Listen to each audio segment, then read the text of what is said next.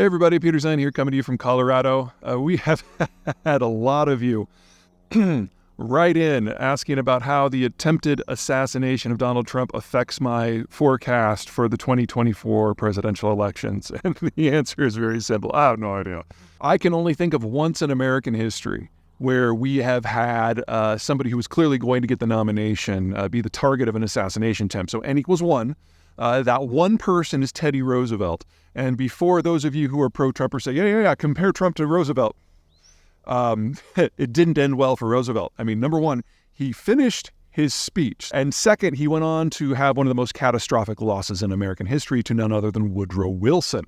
So, careful what you wish for. That is not my prediction that this is how it's going to go. What I'm saying is American experience with political violence at this level is very, very limited. And so knowing the impact it's going to have on the election, it's not that it's a non-factor, it's something that we just don't know how to predict. So at the moment, it's kind of in the wind. What I can tell you is that you should absolutely not be paying any attention to the polls, especially now. There are three things in play. Number one, most polls basically interview 1,000 or 2,000 people. They have a margin of error. They say, do you want to vote for candidate A or candidate B? And then they give you the results. And that's a horrible way to do the polling in the United States for three reasons.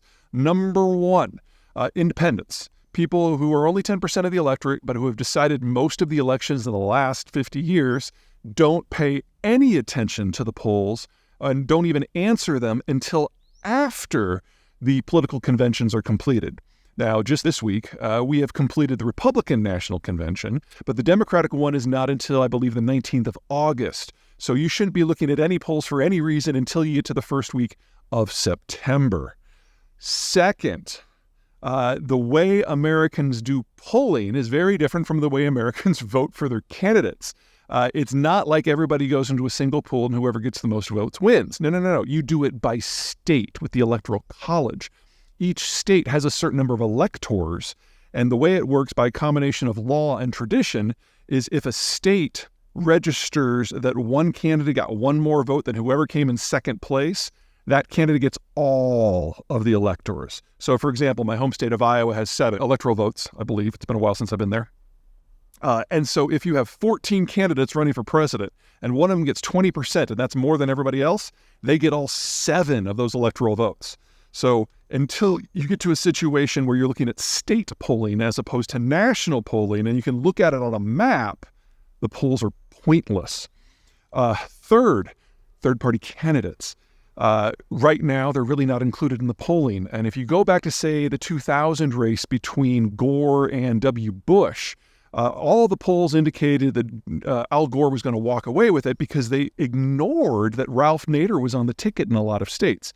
And while Nader wasn't a popular candidate, had no chance of winning, and really only got a few single digits of the national vote, that was concentrated in enough states that it drew away support from Al Gore and then gave the election to George W. Bush by a relatively narrow margin. Well, we have a third-party candidate running this time by the name of RFK Jr., who is absolutely a batshit crazy conspiracy theorist.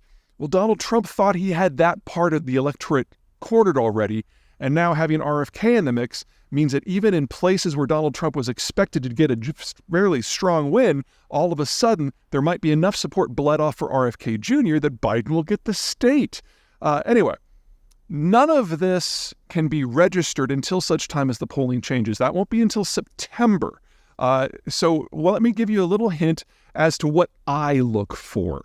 There is a website that does all the aggregation for you and only includes the polls that are of high quality. It's called 270 to Win. That's 270TOWIN.com.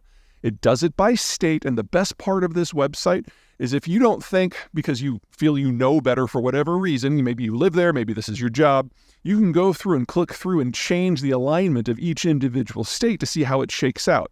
Now, this screenshot that you're seeing right now, this is how it is on the 18th of July. This is the last day I'm here. I head backpacking tomorrow. So you guys can all scream into the void if you don't like what I have to say.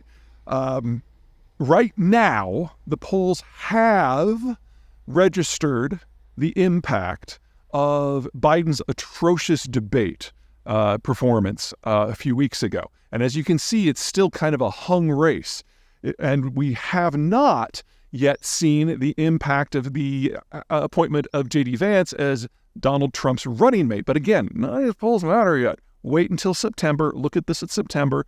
Look at this especially after the Democratic convention concludes in late August. I would have normally done this video then, but I'm not going to be back by then. So this is to give you guys something to chew on while I am doing anything but following American politics.